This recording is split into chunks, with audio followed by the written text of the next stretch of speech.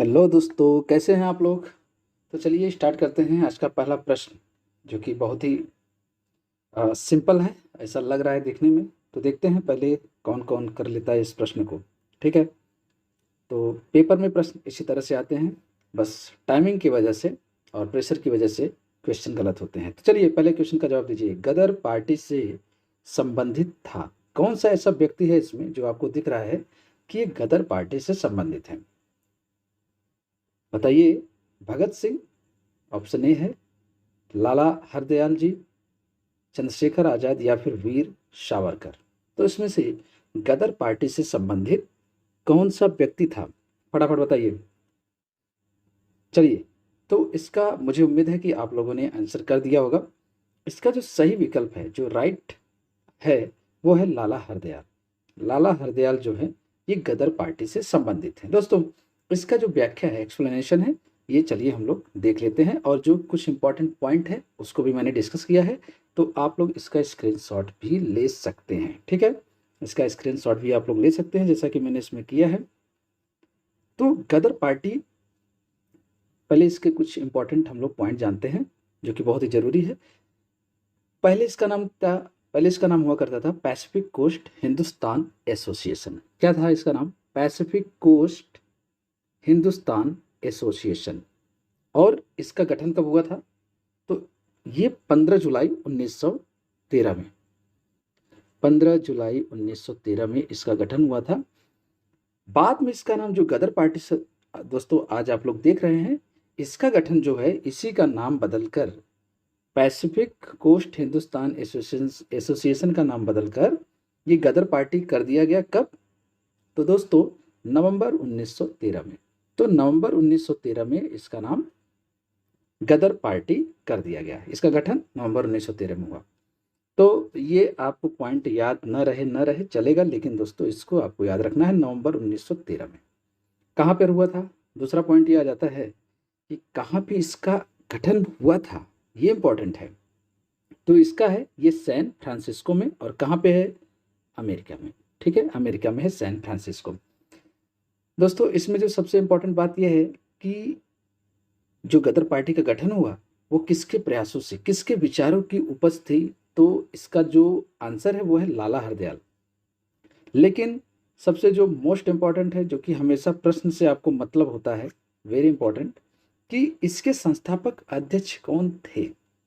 गदर party के संस्थापक अध्यक्ष कौन थे? तो इसका आंसर आप लोग को हमेशा करना है, सोहन सिंह भाकना इसके अध्यक्ष हुआ करते थे। ठीक है, सोहन सिंह भाकना इसके अध्यक्ष हुआ करते थे। तो आपको ये पॉइंट जरूर रिमेंबर करना है, याद रखना है। इसका स्क्रीनशॉट अगर आप लेना है तो ले लीजिए। चलिए दूसरा प्रश्न आपके लिए। प्रथम आर्य समाज का स्थापना कहाँ पर हुआ था? प्रथम आर्य समाज की स्थापना कहाँ पर हुई थी? तो प्रथम जो शब्द है अभी बाद में आ जाएगा, किस लिए बोला जा रहा है इसमें क्वेश्चन में। तो प्रथम आर्य समाज कहाँ स्थापित हुआ था? तो आपको ऑप्शन दिया गया है बम्बई, बम्बई दोस्तों, बम्बई। ठीक है, बम्बई, लाहौर, नागपुर और अहमदनगर। चलिए दोस्तों, उम्मीद है कि आप लोगों ने ये भी क्वेश्चन कर लिया होगा। तो प्रथम आर्य समाज कहाँ पर स्थापित हुआ था? तो इसका जो राइट आंसर है वो है बम्बई में हुआ था। कहाँ पर? बम्बई में हुआ था। कब?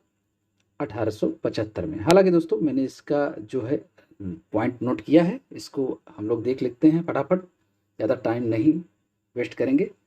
तो इसमें जो आप देख रहे हैं यहाँ पे आर्य समाज, आर्य समाज है दोस्तों, किसके द्वारा, किसके द्वारा हुआ था आर्य समाज की स्थापना? तो सबसे पहले आपको याद रखना है स्वामी दयानंद सरस्वती जी इसके संस्थापक थे।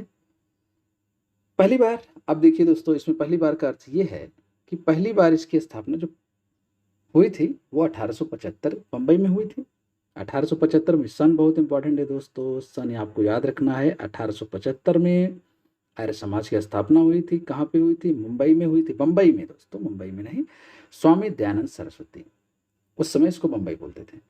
दूसरी बार का मतलब है कि 1877 में आर्य समाज का जो हेडक्वार्टर है उसको शिफ्ट कर दिया गया। कहाँ पर? लाहौर में। तो लाहौर में इसको शिफ्ट कर दिया गया था। इसीलिए क्वेश्चन में आप देख सकते हैं प्रथम आर्य समाज कहाँ स्थापित हुआ। ठीक है, प्रथम आर्य समाज बम्बई में। चलें तीसरा या पहली बार जो आर्य समाज है वो, इनमें से कौन पेशवा संस्थापक हैं? चलिए, पेशवा संस्थापक के बारे में पूछ रहा है। पेशवा संस्थापक, पेशवा के संस्थापक किसको माना जाता है? तो सबसे पहले पेशवा क्या थे? ये मराठा साम्राज्य से संबंधित थे। किससे? मराठा साम्राज्य से संबंधित थे। और इनका जो पद है वो बहुत ही महत्वपूर्ण था। ये राइट हैंड होते थे शासक के। और पेशवा का मतलब क्या होता था? प्रधानमंत्री। प्रधानमंत्री मतलब पेशवा, सबसे प्रमुख। तो अब आपको बताना है कि रामचंद्र पंत, बालाजी विश्वनाथ, बालाजी विश्वनाथ या बालाजी बाजीराव या फिर परशुराम त्रयंबक, कौन से इसमें पेशवा के संस्थापक हैं? तो सबसे पहले मैं बता दूं कि इसका जो राइट आंसर हो जाएगा वो है बालाजी बाजीराव, जो कि बिल्कुल गलत है दोस्तों। आपको यही याद रखना है, बालाजी बाजीराव नहीं थे, बालाजी विश्वनाथ। ठीक है, बालाजी विश्वनाथ इसके संस्थापक हैं। चलिए कुछ पॉइंट है उसको हम लोग देखेंगे फटाफट। पेशवा मतलब जैसा कि मैंने बताया कि ये प्रधानमंत्री, जो पेशवा संस्थापक था वो थे बालाजी विश्वनाथ। बालाजी विश्वनाथ पेशवा के संस्थापक माने जाते हैं छत्रपति साहू जी के समय में दोस्तों। ठीक है, तो 1713 से 1720 तक इन्होंने शासन किया, प्रधानमंत्री मतलब पद का निर्वहन किया। और इनको जो है एक उपाधि मिली थी सेना कार्तिकी। सेना कार्तिक की उपाधि इनको मिली थी, साहू जी ने इनको ये उपाधि दी थी सेना कार्तिकी। एक और जो पेशवा थे बाजीराव प्रथम, बाजीराव प्रथम के बारे में आपने बहुत सुना होगा।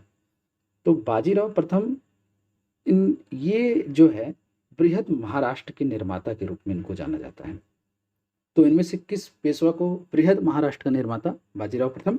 और दिल्ली का द्रुतगामी अभियान, बहुत तेजी के साथ दिल्ली पर अटैक करने वाले ये पेशवा थे, पहले पेशवा थे बाजीराव प्रथम।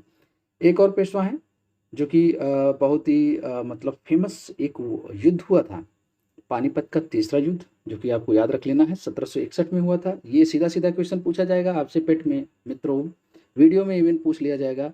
लेवल ऐसे ही रहेंगे, बस आपको मेमोराइज करने की जरूरत है। तो बालाजी बाजीराव मतलब नाना साहब इनको बोलते हैं। पानीपत का तीसरा युद्ध 1761 में हुआ, किससे? अहमद शाह अब्दाली से। किससे हुआ था? तो अहमद शाह अब्दाली से इनका युद्ध हुआ था। तो आप स्क्रीनशॉट लेके रख सकते हैं।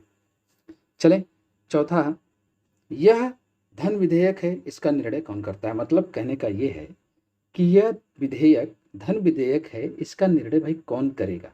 ये है आपसे प्रश्न, पॉलिटी का है, पूछा जाएगा।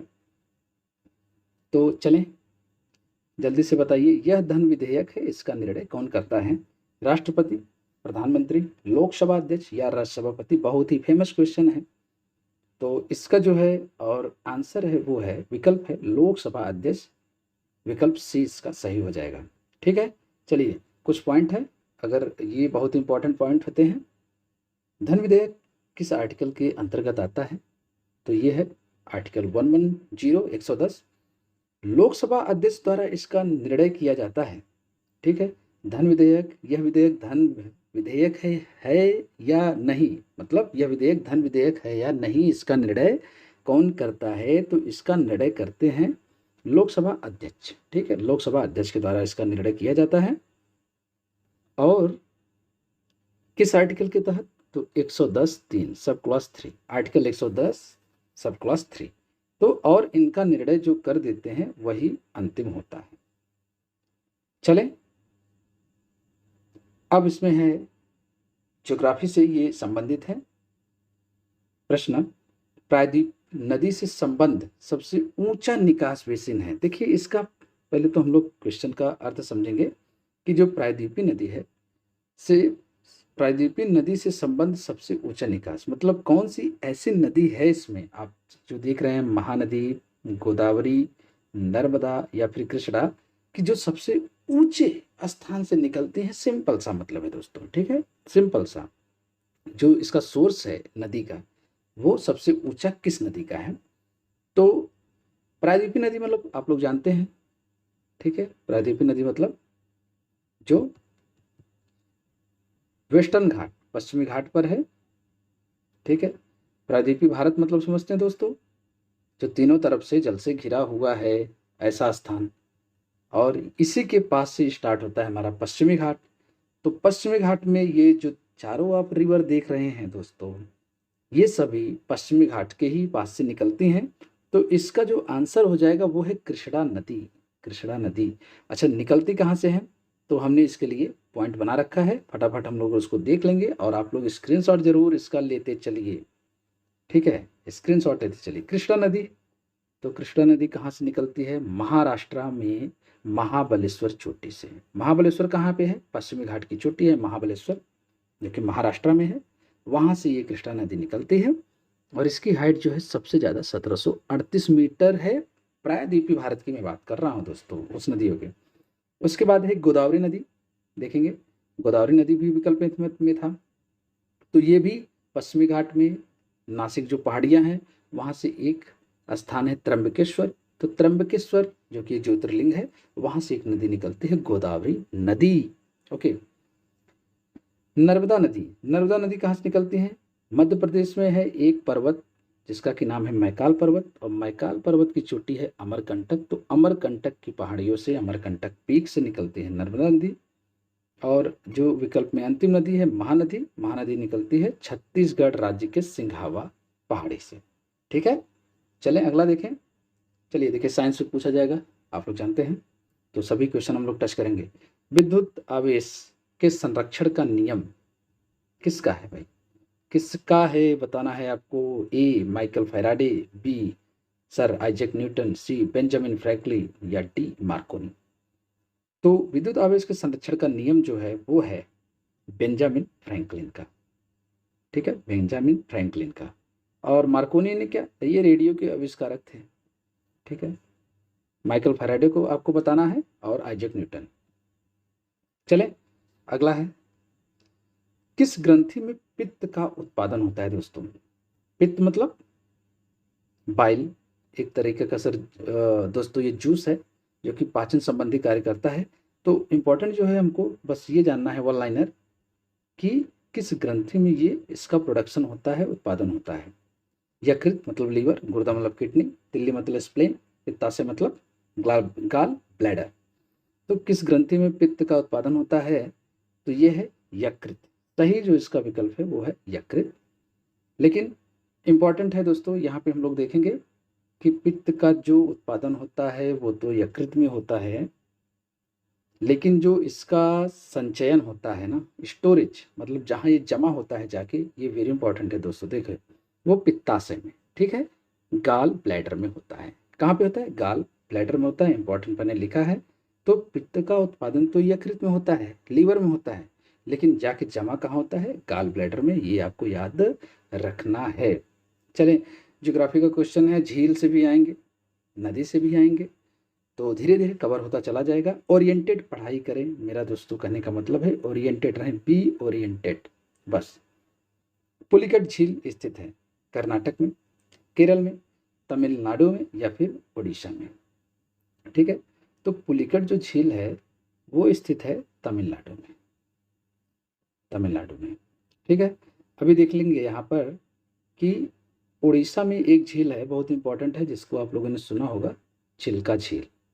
कौन सी झील है?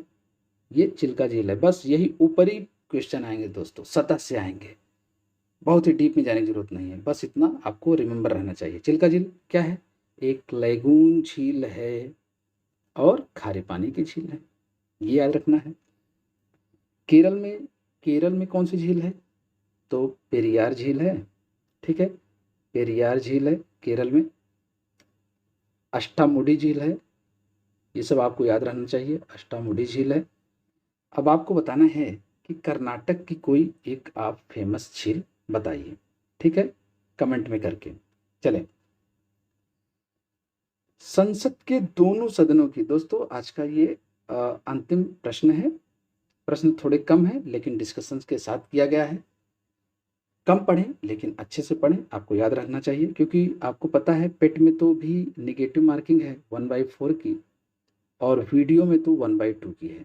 इसलिए लेवल ज़्यादा नहीं होता है, बस ज़्यादा क्या होता है, दबाव होता है, उसमें टाइम लिमिट होती है, इसीलिए इसमें सोचते हुए टाइम ज़्यादा लग जाता है। सिलेक्शन होगा कि नहीं इसका डर भी रहता है। इसीलिए ये सभी प्रश्न दोस्तों जाके टफ हो जाते हैं। बार बार प्रैक्टिस करें, बस इसका एक ही सोल्यूशन है। ठीक है, चले। तो संसद के दोनों सदनों की संयुक्त बैठक मतलब ज्वाइंट सिटिंग, मतलब संसद के दोनों सदन मतलब जो लोकसभा, ठीक है क्या, लोकसभा प्लस राज्यसभा जब दोनों मिलते हैं, एक साथ बैठते हैं, तो इसकी अध्यक्षता कौन करता है? प्रश्न में आपसे ये पूछा जा रहा है। पहला है राष्ट्रपति, दूसरा है प्रधानमंत्री, तीसरा है राज्यपाल, या चौथा है लोकसभा अध्यक्ष। तो कौन करता है? बहुत इंपॉर्टेंट है, बहुत इंपॉर्टेंट है। तो इसका जो सही विकल्प है वो है लोकसभा अध्यक्ष। ये जो है संयुक्त बैठक की अध्यक्षता करते हैं। चलिए इसके बारे में थोड़ा सा एक पॉइंट देख लेंगे, बहुत ही इंपॉर्टेंट पॉइंट है। संयुक्त बैठक किस आर्टिकल में है, किस अनुच्छेद के तहत इसका वर्णन किया गया है? तो ये है आर्टिकल 108। अब इसमें आप लोगों ने देखा होगा कि संयुक्त बैठक को आहूत करना मतलब दोस्तों कुछ नहीं, सिंपल होता है कौन बुलाता है, इस संयुक्त बैठक को कौन बुलाता है? तो ये राष्ट्रपति जी बुलाते हैं। ठीक है, संसद के अभिन्न अंग वो भी हैं, राष्ट्रपति संयुक्त बैठक को बुलाते हैं। अध्यक्षता कौन करता है? लेकिन सबसे इंपॉर्टेंट है, ये है, दोनों ही इंपॉर्टेंट है, ये तीनों पॉइंट इंपॉर्टेंट है बहुत। तो इस अध्यक्षता कौन करता है? तो ये लोकसभा अध्यक्ष करते हैं। और किस आर्टिकल के तहत? आर्टिकल 118(4) के तहत। ठीक है, तो ये प्रश्न थे, आप लोग जरूर इसको स्क्रीनशॉट ले लीजिए, इसको बार बार रिवाइज करें। लगातार प्रश्न अब मिलना शुरू हो जाएंगे, इसलिए बराबर आप लोग पढ़ते रहिए। धन्यवाद दोस्तों।